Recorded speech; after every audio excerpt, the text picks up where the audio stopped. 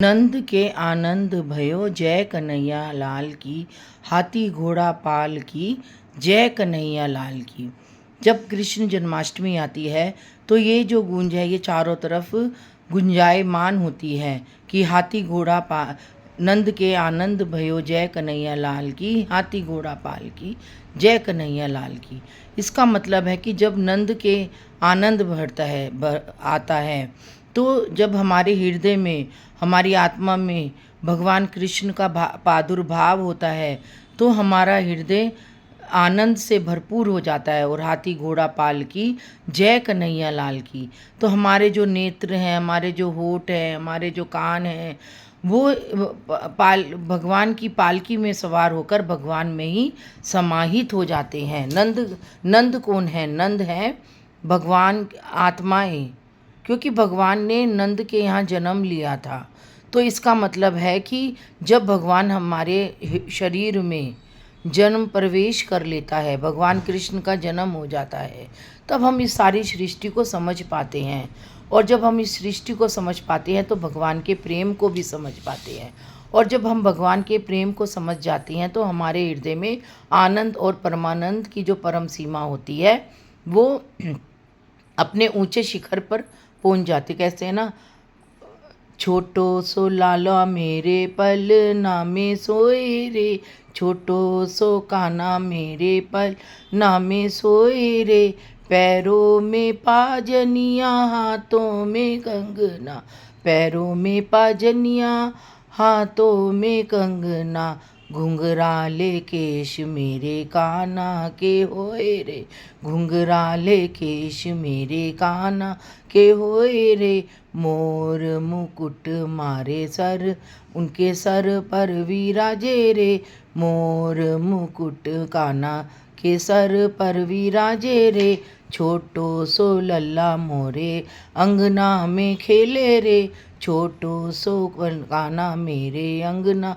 में खेले रे, रूम झूम पायल है बजती, रूम झूम पायल है बजती, होठों पे हंसी मेरे लल्ला के खेले रे, होठों पे हंसी मेरे लल्ला पे खेले रे, मुख में है ऐसी चमक सारा सृष्टि समाई रे, मुख में है ऐसी चमक सृष्टि समाई रे, छोटो सो लल्ला मेरे पल में खेले रे। जब हमारे हृदय में छोटा सा लाला हमारे हृदय में प्रवेश कर जाता है तो हमारे हृदय में एक खनक होती है, राधा की पायल की तरह वो छम छम छम छम छम छम करके बजती रहती है। तो कान्हा की भक्ति भी हमारे हृदय में, जब कान्हा का प्रवेश हो जाता है तो हमारे हृदय में कान्हा की जो पायल की रूमझूम होती है वो हमारे हृदय में बसने लग जाती है। ये सब भावों का खेल है। जिसने इन भावों को समझ लिया उनके लिए तो ये एक बहुत बड़ी सौगात होती है, और जिन्होंने इन भावों को नहीं समझा तो उनके लिए कोई सौगात नहीं है। क्योंकि जो कृष्ण की जन्माष्टमी है उसका बहुत महत्व है, क्योंकि इस दिन सृष्टि पर भगवान कृष्ण अवतार लेकर आए थे। मथुरा में नंद के बाबा के घर जन्म लियो और वृंदावन ब्रज में उसी दिन देवकी के गर्भ से जन्म लियो और उसी दिन नंद बाबा के घर पहुंच गयो। कैसा है हमारा कान्हों की चमत्कारी लीला कि इसको कोई भी व्याख्यान नहीं कर सकते है। क्योंकि यमुना जी भी इतनो ललायित हो गई थी कि वो ऐसो उखान पर आ गई ब्रज में कि उसने लल्ला के चरण को छूने चाहिए। और लल्ला भी हमारा यमुना मैया की जल के वेग से इतनो सम्मोहित हो रहा था कि वो चाह रहा था कि हे यमुना मैया तू मुझे और भिगो ताकि मैं तेरी इस लीला में, तू भी मेरी इस लीला में समाहित हो जाए, और तू भी इस लीला में और मैं और तुम मिलकर इस लीला को एक नया रंग दे। क्योंकि भगवान कृष्ण कहता है कि मैंने जितनी भी लीलाएं करी हैं सब यमुना के किनारे करी हैं। भगवान कृष्ण को यमुना जी क्यों प्यारी थी? क्योंकि भगवान कृष्ण सबसे पहले यमुना जी में ही उतरे थे और यमुना जी ने ही सबसे पहले भगवान कृष्ण को अपने आगोश में लिया था। अपने संरक्षण में भगवान जी ने यमुना मैया को अपने संरक्षण में संरक्षित किया था। तो इन सबको हमें समझना चाहिए।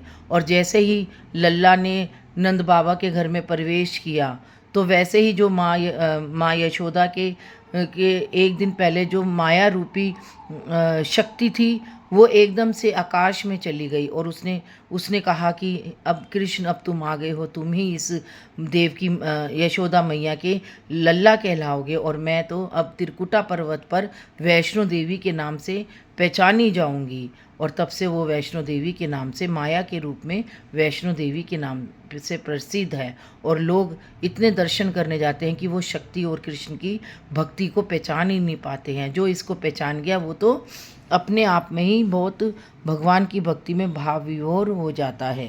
क्योंकि भगवान कृष्ण ने लीलाएं क्यों करी ब्रज में? क्योंकि भगवान कृष्ण ने लीलाएं इसलिए करी ताकि लोगों को भगवान कृष्ण का जो नटखटपना को समझ पाए। जब हमारे घर में बच्चा पैदा होता है तो हम अपने कई फंक्शन करते हैं, बच्चे को अलग अलग तरीके से उसकी छठी करते हैं, अलग अलग तरीके से उसका मंत्रोच्चार से उसका उपनयन करते हैं। तो ये किसने से सीखा? ये हमने भगवान की लीलाओं से सीखा।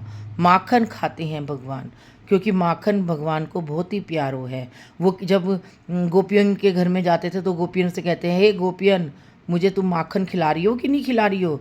गोपियन, अगर तूने मेरे को माखन ना खिलायो ना, तो मैं यशोदा मैया से जाकर कह दूंगा, तेरी शिकायत कर दूंगा कि गोपियन ने हमें माखन नहीं खिलाया। और तुम्हारे घर आकी सारी इन को जिसमें तुम माखन रखती हो ना घड़े, उनको फोड़ फोड़ कर सारा माखन चट कर जाऊंगा। तो गोपियाँ तो देखती रह जाती थी। कृष्ण आते थे और सारी मटकियन को फोड़ते हुए चले जाते थे और माखन को खाते चले जाते थे। तब गोपियन छड़ी लेकर भागती थी, अरे कान्हा रुक जा, अरे कान्हा रुक जा। लेकिन वो कहाँ रुकने वाला था, वो फिर माँ यशोदा के घर में जाके पलना में सो जाया करता था। तब गोपियाँ कहती थी, हे माँ यशोदा, हे माँ यशोदा, देख तेरा कान्हा हमारा सारा घर में माखन को बिखेर आया, सारी मटकियन को फोड़ आया, देखो तेरा कान्हा कितना शैतान है री मैया। मैया कहती है, हट गोपियों, तुम तो सारा दिन मेरी कान्हा के पीछे पड़ी रहे हो, कान्हा तो यहाँ पलना में सो रहे हो है। तो जब गोपियाँ देखती थी तो कान्हा के पैर का अंगूठा मुंह में चबाए और हंसता हुआ गोपियों को चिढ़ा रहा हो, जैसे कि देखो गोपियाँ, तुम मेरे से कहती थी कि हम तेरे को माखन नहीं खाने देंगे, देखो आज मैं तुम्हारा माखन खाकर और माँ यशोदा के पलने में आकर अंगूठा चूस रहा हूँ।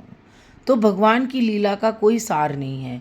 भगवान ने जितनी लीलाएं करी उसका कोई अंत ही नहीं है। उसको समझने के लिए भी हमको, चाहे हम कितनी ही डुबकी लगाएं, हम उसके अंत को समझ ही नहीं कर सकते। आज के लिए इतना ही। नंद के आनंद भयो, जय कन्हैया लाल की, हाथी घोड़ा पाल की, जय कन्हैया लाल की।